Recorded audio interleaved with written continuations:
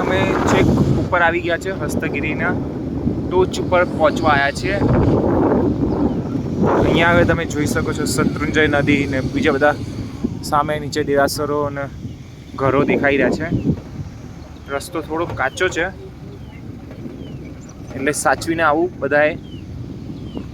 નમો જીનાનંદ દાદા, દર્શન કરજો બધા અને આત્માને ધન્ય કરજો. બહુ સરસ જગ્યા છે હસ્તગીરી. આજુબાજુ મસ્ત વાતાવરણ છે, દાદાનું સાનિધ્ય છે.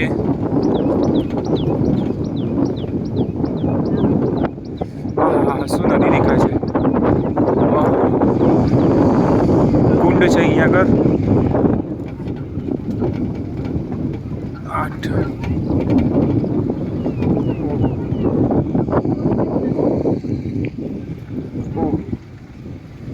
શું જગ્યા છે.